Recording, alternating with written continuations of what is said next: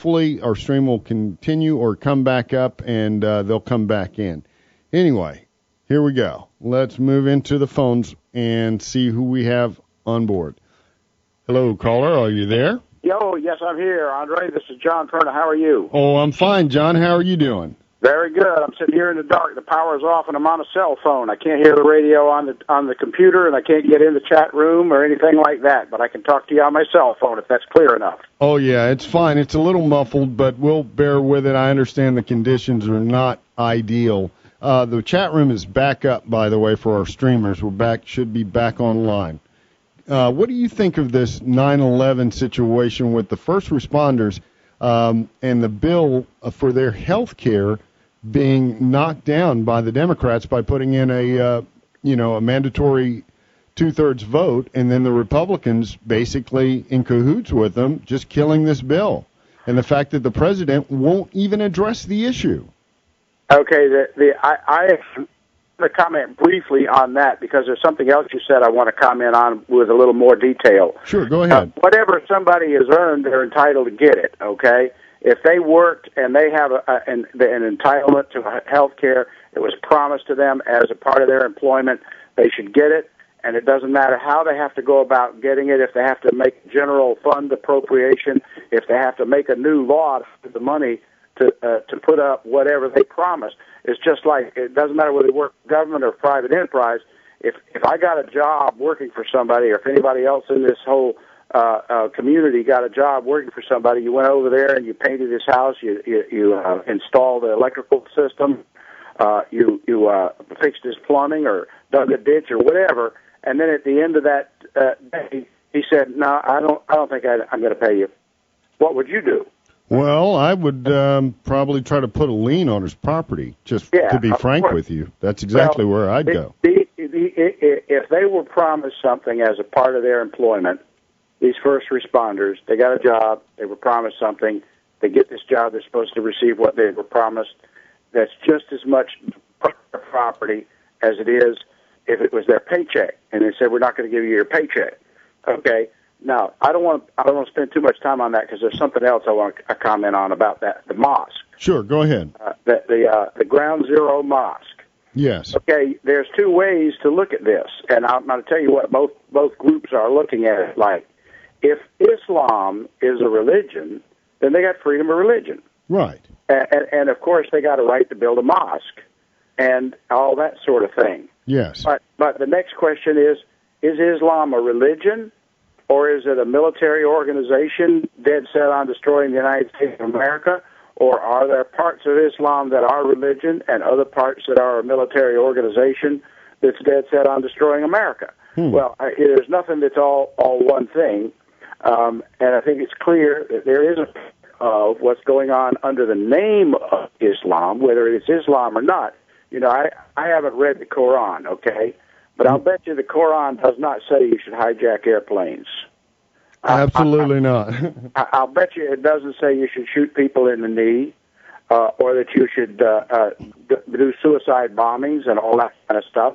Now, of course, I know they've got all this stuff about martyrdom and all that sort of thing, but jihad, holy war. Now, that's a dangerous concept, the whole idea of holy war, because somewhere along the line, you have to go back to what the original intent and purpose of religion is supposed to be.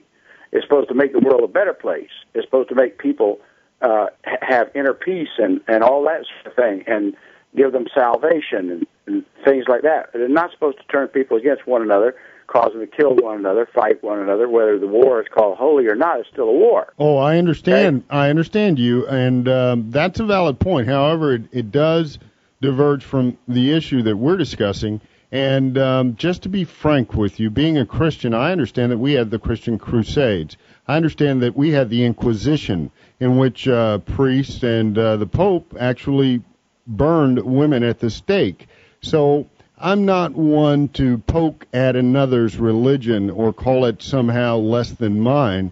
And just to be honest with you, since it's not even part of the topic, really, I mean, it's an ancillary issue, but it leads a lot of people into demonizing others' religion. Yeah, but the point is this: what you've got in every place where there's any power to be wielded, there are power-hungry people who will seek that power, even if it's in the name of a religion. And that's what I'm saying. You don't find, the Quran does not tell the Muslims to do this kind of thing, but there are people who want power.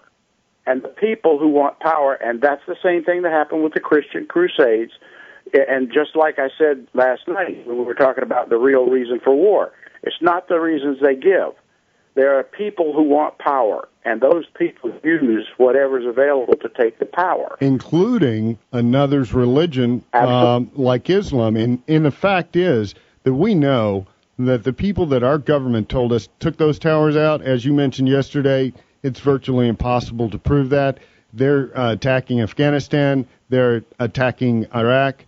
The bottom line is the terrorists were coming from Saudi Arabia, most of them trained by the U.S. and the CIA. I frankly believe that it was our U.S. government that took down those towers. So really, putting a mosque there means nothing to me. It doesn't represent anything. It just is their expression of their religious freedom as Muslims in America. And if we want to really get down to real brass tacks, let's look at the administration. Let's look at the reasons why the intelligence was flawed. Let's look at who actually was in those planes, and let's listen to the black boxes, because there are so many inconsistencies with the story coming out of the administration. It is an insult to me as an American, to my intelligence, that I would believe anything out of that 9/11 report or the lies coming out of the mainstream media that the terrorists are Muslims. I really find it offensive and an insult to my intelligence that someone would think that I would believe that crap. Each one of those planes, there was a team on each one of those planes, and only one of those people on the plane was actually living his life in accordance with, you would say, was a Muslim lifestyle, as far as not drinking and not, but all of the others, and there was only one that really knew it was a suicide mission. The rest of them did not know it was a suicide mission, and they spent their evenings before the hijacking, drinking, partying, chasing women, and all sorts of things like that. They had girlfriends, and they didn't go around with women who were all dressed up in burqas. Also, the CIA and FBI housed several of these so-called terrorists and trained them at Air Force bases in Florida. I mean, if you really track this down, as Mr. Hopsinger has done a very good job of tracking it by looking at the drug trade, it kind of is an ancillary issue.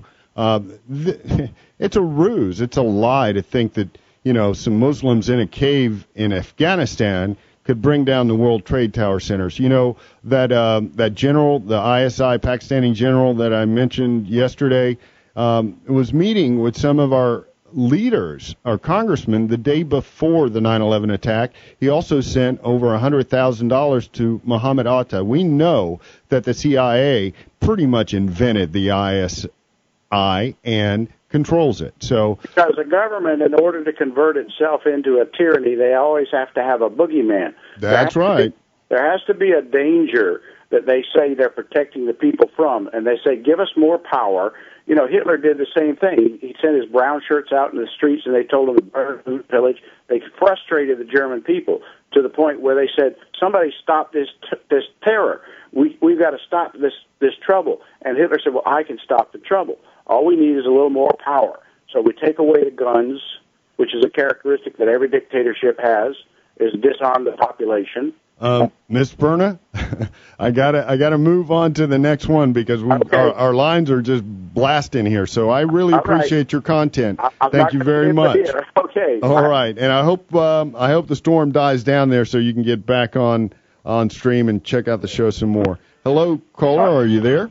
Yes, sir. Thank you. Okay, well, go ahead. What do you think about the fact that the president will speak on behalf of those who want that mosque there, but yet won't speak on behalf of the 9/11 responders who put their lives on the line volunteering to pull other Americans out of the debris. After lying to them through the EPA, he didn't do it, but Bush did, and his appointee to the EPA said that, hey, the air is safe to breathe. Now they're dying from lung cancer. Well, the answer to your question is very simple.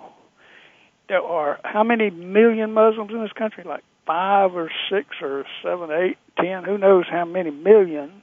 That's a lot of votes. And guess how many people out there in the trade center? About 3,000. How many families maybe? A few thousand. That's just peanuts compared to millions of voters. And guarantee you, every one of those Muslims is going to get out there and support Obama.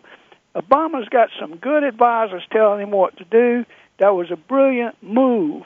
Yeah, I think as far as political gamesmanship goes, that was probably well advised. However, in the real world, beyond the political gamesmanship, I find it reprehensible that he can't even speak to the 9/11 first responders. A lot of people from South Carolina went to New York and volunteered their time, their energy. They put their blood, sweat, and tears into this thing to pull as many people out as they could. I mean, we're neighbors here. We're compassionate. We don't want to see our fellow Americans, rotting under some building when we could do something about it. Now, with our government and the Congress and the Senate and the President totally just turning their backs on them, I want to see us turn our backs on these guys, because this is unspeakable what they've done. Well, your issue was why, and I gave you a simple answer. And why. It was a good one. Now, I hope they build one next to the White House next, so Obama can listen to them every morning, an hour before sunup, with their speakers up there blasting away like they do here in Columbia for miles. The neighbors can hear it, and then you hear it at 10, 11 o'clock, depending on when the sun goes down at night. And then throughout the day, they got these loudspeakers on top of what they call a mosque, and that's going to be beautiful music to those people in New York, ain't it?